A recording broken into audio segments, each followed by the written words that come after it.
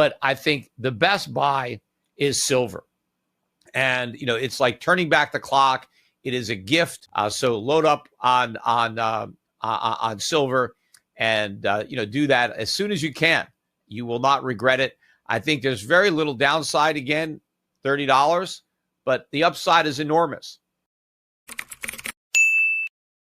And that's why I think the bond market did not recover along with the stock market. That's why yields on a 10-year treasury are still close to 4.5 and on a 30-year close to 5. And the market looks like it's going to break down.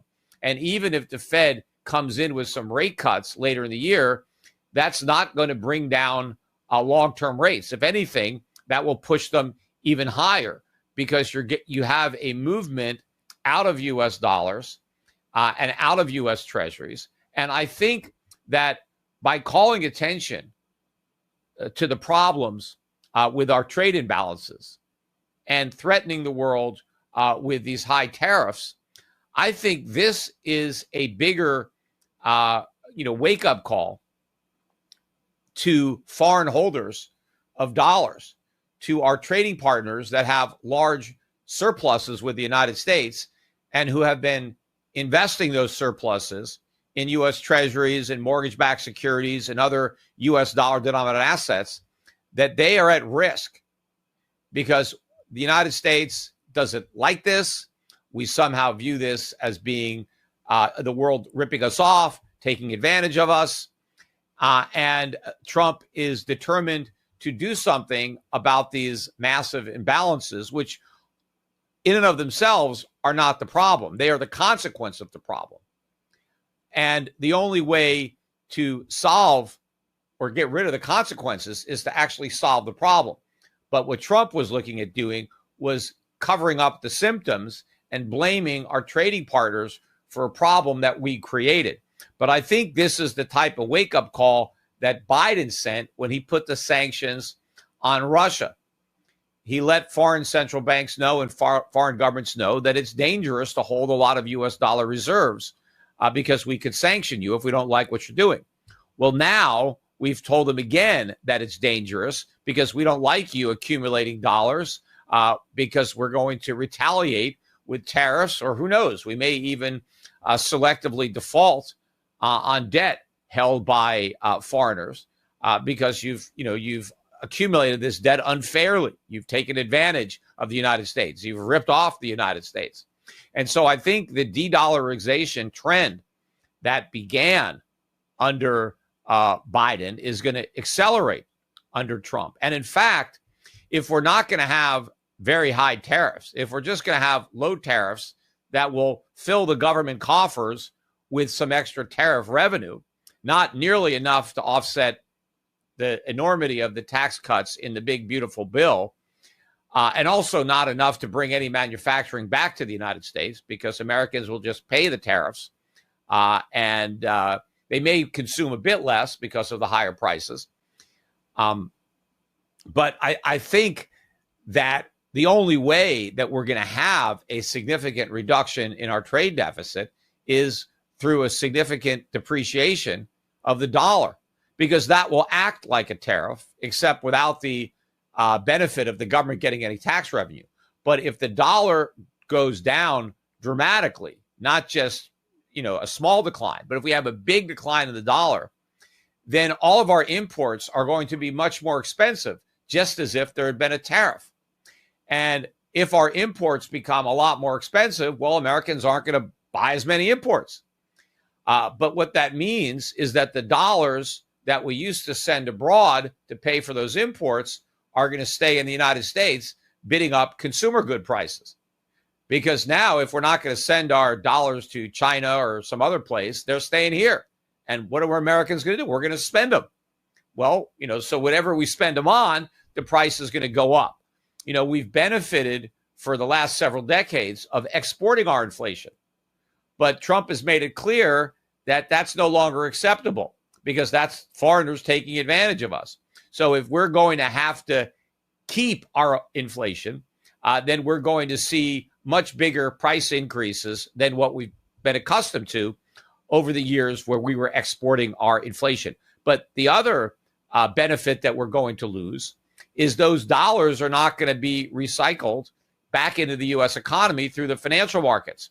So the dollars that Americans were using to buy foreign goods were coming back, but into our bond market, into our stock market, into our real estate market. So pushing up asset prices. So that's one way that the inflation that the Federal Reserve was creating was being routed into financial assets. And so it was the price of stocks, bonds, and real estate that went up. And that made Americans feel richer as they continued to consume low-cost goods produced by our trading partners. Well, now Americans are going to have to spend their dollars here bidding up consumer prices, and now foreigners are not going to be investing the dollars they earn bidding up our financial asset prices. In fact, I think foreigners are going to be pulling money out of U.S. stocks and bonds and investing in their own markets, especially if the dollar continues to weaken and we effectively have a weak dollar policy. We're telling the world that if you hold U.S. assets, you're going to lose because you're going to lose on the foreign exchange. One of the reasons that U.S. assets have been so attractive over the past several years was the strength of the dollar. And so the foreign currency gains augmented the gains on U.S. stocks and bonds.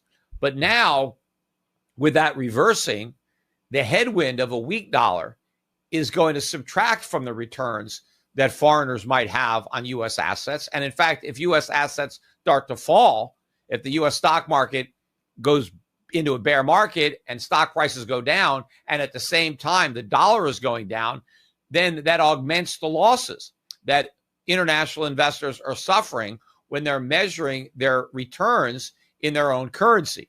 So I think you're going to see a lot of selling of U.S. financial assets, and central banks are going to continue to sell dollars and U.S. treasuries, and they're going to put more and more money into gold. And that's why this trend is not only going to continue, it's going to accelerate and eventually spill over into silver as individual investors join central banks in looking for alternatives to the U.S. dollar. And the best alternative, the most viable alternative, is gold and silver. Central banks have already come to that conclusion, and they're buying gold because they have to buy a lot, and silver doesn't really suit their purpose the way gold does.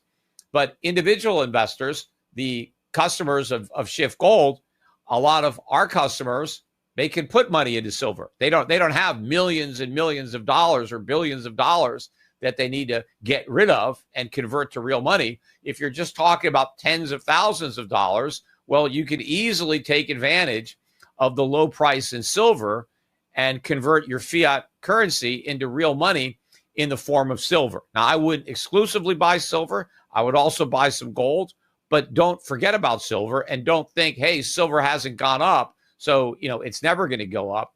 It's eventually going to make a huge move and catch up to the price of gold. So in the meantime, I would take advantage. The team is still there at Schiff Gold to take your orders over the weekend. You can go online and you can fill up a shopping cart with gold and silver. I think you want to take advantage of the pullback that we had this week because I think it is a gift. I think we're near the lows. I don't expect gold to go back below 3,000, just like I didn't expect it to go below 2,000. But I think anything below 3,200 is a great buy. But even if you have to pay a little bit more than that, in the scheme of things, it's still good. But I think the best buy is silver. And, it's like turning back the clock. It is a gift. I mean, if somebody would have told me, a year ago that we would be at $3,200 gold and that silver would only be $32 an ounce, I wouldn't have believed it, right? But it happened. And I think it's a gift horse. And they say not to look those in the mouth, just take advantage of the gift and be thankful that you have it. So load up on silver and, do that as soon as you can. You will not regret it. I think there's very little downside, again, $30, but the upside is enormous. Not just 50, which is the double top going back to 1980. mean, it's hard to find a commodity that you could buy cheaper than it was in 1980, but that was also the high in 2011. But I think one day $50 is going to be the floor, and we're going to head much higher. So $100 to me is a very realistic target for the price of silver, and that's a triple where it is right now. For gold to triple, you're almost at $10,000 gold. Not that gold's not going to get to 10,000, but to me, it seems that silver will hit 100 before gold hits 10,000. And so that's why I think that you definitely want to be buying silver. Gold and silver have once again captured the spotlight as America teeters on the edge of unprecedented financial and political instability. With Donald Trump's recent surge in polling numbers despite multiple legal challenges and the U.S. economy walking a tightrope of inflation, rate uncertainty, and record-breaking debt levels, it has become abundantly clear that the fiat system, rooted in endless money printing and blind trust, is broken. Gold and silver are not just alternative investments anymore. They are lifeboats in a storm of economic and institutional collapse. Every fiat currency in history has eventually failed. The US dollar, once backed by gold, now floats on the whims of policymakers and central bankers. The Federal Reserve claims to fight inflation, yet it created the very problem with years of near-zero interest rates and trillions in stimulus. And now, with CPI inflation numbers still sticky and consumer sentiment in freefall, they've cornered themselves into a lose-lose situation. Raise rates and tank the economy, or ease and ignite another inflation wave. Either way, fiat suffers, but physical gold and silver, finite, real, and time-tested, thrive. In the last few weeks, silver has quietly outperformed many other assets, pushing past key resistance levels while being largely ignored by the mainstream media. Gold, too, is testing all-time highs amid global central bank accumulation. Why are nations like China, Russia, and even Poland buying tons of gold while telling their citizens to hold cash? Because they know what's coming. They know the dollar is losing its dominance and that the next financial system won't be built on paper IOUs. It will be anchored to something real. Trump's return to the headlines isn't just about politics. It's about economic sentiment. His recent statements slamming the Federal Reserve and calling for a return to sound money are echoing louder than ever. Trump understands that Americans are losing faith in the institutions that manage their money. Confidence in the Fed is near all-time lows. The Treasury is issuing debt at a breakneck pace. Social Security is on track to go bankrupt.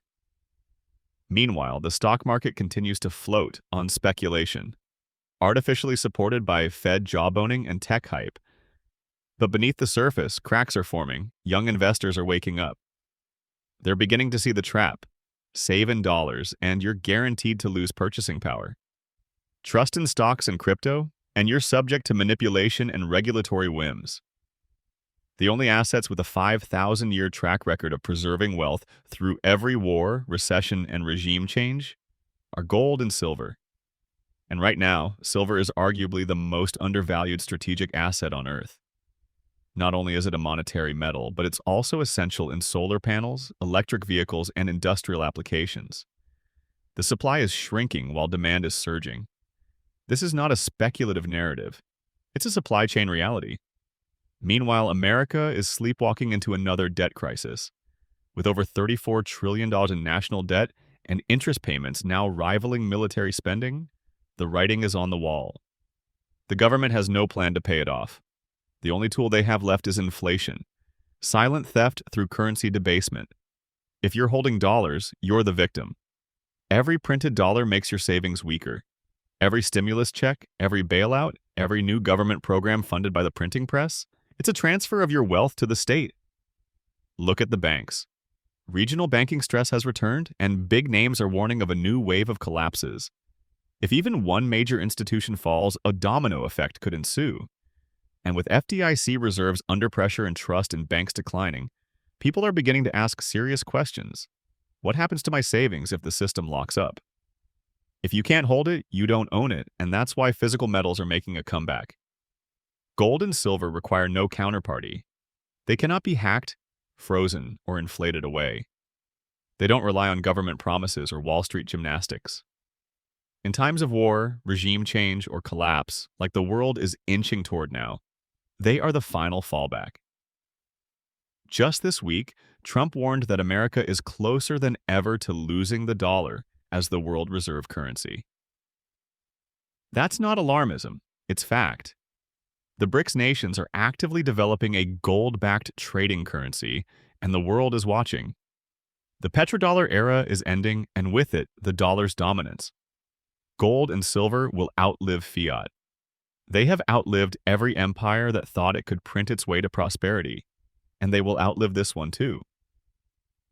While Wall Street distracts you with AI stocks and debt-fueled bubbles, the smart money is quietly accumulating hard assets. If the monetary system resets, and history shows it always does, those holding metals will have purchasing power while everyone else scrambles for crumbs.